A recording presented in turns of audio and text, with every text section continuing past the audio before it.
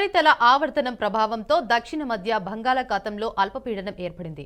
ప్రస్తుతం విశాఖపట్నం సముద్ర తీరానికి 200 కిలోమీటర్ల దూరంలో డీప్ డిప్రెషన్ ఏర్పడిందని అధికారులు తెలిపారు. ఇది క్రమంగా ఆంధ్ర, ఒడిశా సరిహద్దు వైపు కదులుతోందని, మధ్యాహ్నం లేదా సాయంత్రం పలాస, గోపాలపురం మధ్య భూమిని తాకే అవకాశముందని అన్నారు.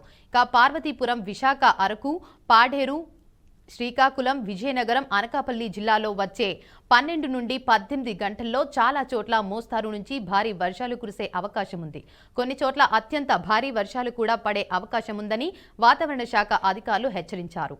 ఇక తుఫాన్ హెచ్చరిక నేపథ్యంలో జిల్లా యంత్రాంగం, అధికారులు అందుబాటులో ఉండాలని ఆదేశాలు జారీ చేశారు.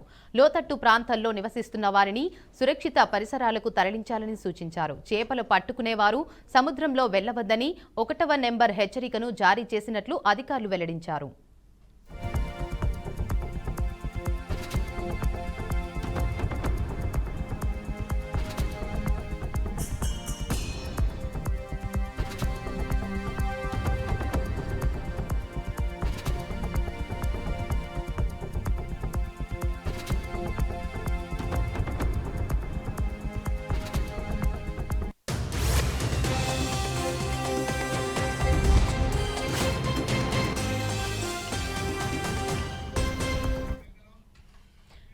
ఇక ఇదే అంశంపై మరింత సమాచారాన్ని మా ప్రతినిధి పరశురాం అందిస్తారు. చెప్పండి పరశురాం.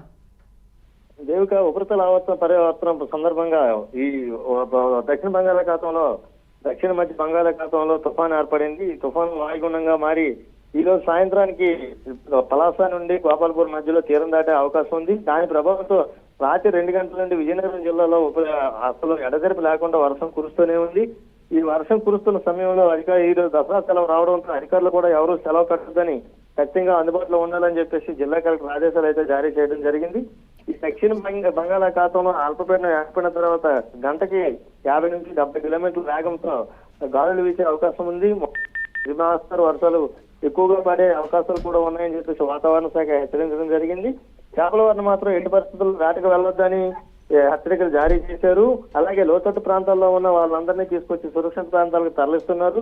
వాగులు, చెరువులు, గడ్డలు ఎక్కడైనా ఏమైనా జరిగినట్లయితే వాటికి ఎట్టి పరిస్థితుల్లో వెంటనే అప్రమత్తం చేసి కలెక్టరేట్ లో ఉన్న టోల్ ఫ్రీ నంబర్ కి చెప్పాలని చెప్పేసి అధికారులకు కూడా ఆదేశాలు అయితే జారీ చేయడం జరిగింది. ఎక్కడైతే లోతట్టు ప్రాంతాల్లో, సముద్ర తీర ప్రాంతాల్లో చాలా మంది ఎక్కువగా ఉండటం వల్ల వాళ్ళందరినీ తీసుకొచ్చి తుఫాన్ సెంటర్ లో అయితే చేర్చడం అయితే జరుగుతుంది. ప్రస్తుతానికి విజయనగరం జిల్లాలో మాత్రం రాత్రి 2 గంటల నుంచి ఎడతెరిపి లేకుండా వర్షం అయితే కురుస్తూనే ఉంది. దేవిక, అయితే అధికారులు ఎలాంటి చర్యలు తీసుకున్నారు దీనిపై? అధికారులు అయితే మాత్రం ముందస్తుగానే లోతట్టు ప్రాంతంలో ఉన్న వాళ్ళందరినీ నిన్ననే హెచ్చరించి వాళ్ళందరినీ సురక్షిత ప్రాంతాలకు అయితే తరలించడం జరిగింది. వాళ్ళకి కావాల్సిన ఆహార పదార్థాలన్నీ తీసుకొచ్చి తుఫాన్ సెంటర్ లో ఉన్న వారికి ఆహార పదార్థాలు ఇవ్వడంతో పాటు రెవెన్యూ సిబ్బందిని, మండల సిబ్బందిని కూడా అక్కడే వాళ్ళతో పాటు ఉండమని చెప్పేసి కలెక్టర్ అయితే ఆదేశాలు జారీ చేయడం జరిగింది. దీనికి సంబంధించి కలెక్టర్ ఎప్పటికప్పుడు మానిటరింగ్ చేస్తూ కలెక్టరేట్ ఆఫీస్ లో కూడా టోల్ ఫ్రీ నెంబర్ ఏర్పాటు చేయడం అయితే జరిగింది. ఎక్కడ ఎటువంటి అవాంఛనీయ సంఘటనలు జరగకుండా, ప్రజలకి ఎటువంటి ఇబ్బందులు లేకుండా ఉండే విధంగా చూడాలని చెప్పేసి కలెక్టర్ అయితే ఆదేశాలు జారీ చేయడం జరిగింది. దేవిక, అయితే ఇట్లాంటి పరిస్థితుల్లో ప్రజలు ఎట్లాంటి జాగ్రత్తలు తీసుకుంటే మంచిదంటారు? ప్రజలు కూడా అవసరమైతే తప్ప ఇంట్లోంచి బయటికి రాకూడదు అనేది అంటే ప్రభుత్వ యంత్రాంగం తెలియజేసింది. ప్రజలు కూడా అవసరమైతే తప్ప బయటికి ఎవరు రావట్లేదు. ప్రస్తుతానికైతే ఎవరిలో రోడ్లు అయితే నిర్మానుష్యంగానే కనిపిస్తున్నాయి. ఎవరో అవసరాలు ఉన్న వాళ్ళు మాత్రమే బయట తిరుగుతున్నారు. ప్రస్తుతం తెల్లవారుజాము నుండి మాత్రం ఎవరు కూడా బయటకు వచ్చే పరిస్థితి అయితే లేదు. ప్రజలు కూడా ఈ రోజు సాయంత్రం నుంచి గాలి ఎక్కువగా, ప్రస్తుతం కూడా గాలి వీస్తుంది, ఇంకా గాలి ఎక్కువగా వీచే అవకాశాలు ఉండడం వల్ల ప్రజలు కూడా ఇంట్లో ఉండాలని చెప్పేసి సూచిస్తున్నారు. Right, thank you for the update Parashuram.